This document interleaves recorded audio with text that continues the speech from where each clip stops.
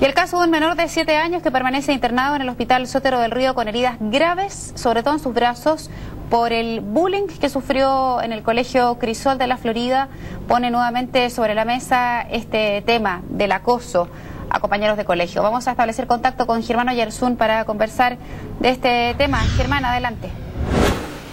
Sí, Verónica, un tema bien delicado, ¿eh? Un tema que se viene dando hace ya varios años, ¿sí? Desde hace mucho tiempo que uno sabe de este tipo de casos. Ahora es por qué se dan en algunos establecimientos, por qué en otros no, por qué se trabaja de alguna manera en algunos colegios y en otros lamentablemente los resultados no son los más óptimos.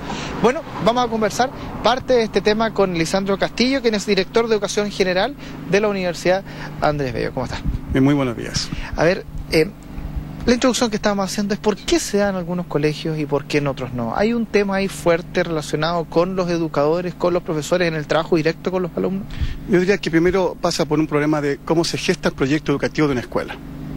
Los proyectos educativos de una escuela deben contemplar una serie de variables, entre esas, por ejemplo, el clima educacional, el ambiente de aprendizaje, tanto dentro de la escuela como dentro de la propia sala de clase. Y eso las escuelas lo saben. Ya, se trabaja mucho en la formación de profesores, por ejemplo, lo que se llaman los proyectos educativos. Dentro de eso está la orientación, donde estos temas se abordan y cómo se deben enfocar. La psicología, por ejemplo, nos aporta mucho antecedente a nosotros los profesores para atender estos problemas. El tema pasa, yo creo, porque no se implementan estrategias. Por ejemplo, una de ellas es lo que se llama en psicología tejiendo mantos protectores, que no es proteccionismo, entre paréntesis, ¿no? Sino que es cómo generar espacios de confianza, espacios de tranquilidad, espacios de comunicación, espacios de diálogo entre los alumnos, entre los profesores y los alumnos, etcétera.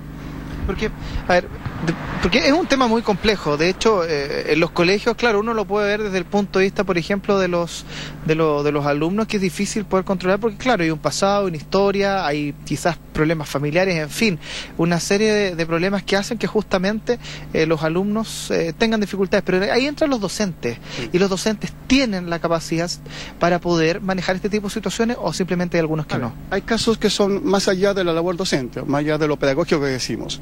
Pero cuando eso ocurre, las escuelas deberán tener asesorías de instancias de apoyo, por ejemplo, de psicólogos, de equipos profesionales más especializados. Pero el común de estos problemas no es tan grave como la gente supone. Es común que los niños peleen. Si el tema es cómo se enfoca esas peleas, cómo se canalizan, creando, por ejemplo, como decía, manuales de convivencia, que existe mucho en la escuela, generando esas relaciones óptimas entre los niños, entre ellos. Por ejemplo, un problema muy simple: los niños no saben a veces cómo conducir los conflictos, pero nadie les enseña cómo conducir los conflictos. O sea, los conflictos siempre van a existir entre los niños o entre las personas. Bueno, el tema es cómo conducir esa situación.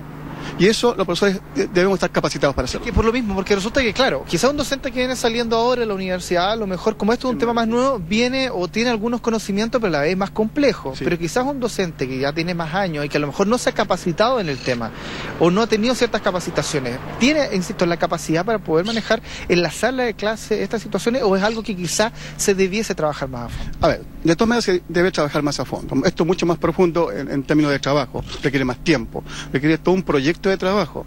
Ahí yo encuentro que el rol fundamental lo cumplen los directivos de los colegios, su liderazgo, un liderazgo constructivo, positivo, de enfrentar la situación de una manera constructiva, es decir, cómo generamos espacios para que los niños estos conflictos los puedan desarrollar bien, conducir bien. Y eso se hace a través de proyectos o programas de trabajo puntuales, que se canalizan en el aula de clase a través, por ejemplo, de las clases de orientación, de los consejos de curso, por ejemplo.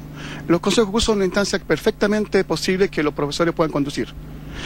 Es un espacio que se deja a los alumnos, pero se deja mal a los alumnos. Explico eso.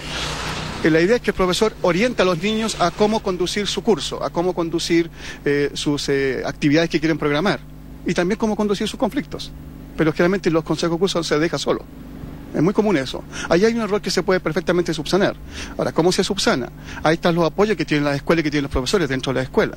Las escuelas tienen en general, casi todas, prácticamente, lo que se llaman equipos técnicos pedagógicos, ¿ya? Que son profesionales especializados en psicología, en orientación, en currículum, en evaluación, que pueden perfectamente asesorar a los profesores y a los directivos. Ok, muchísimas gracias. No hay por qué.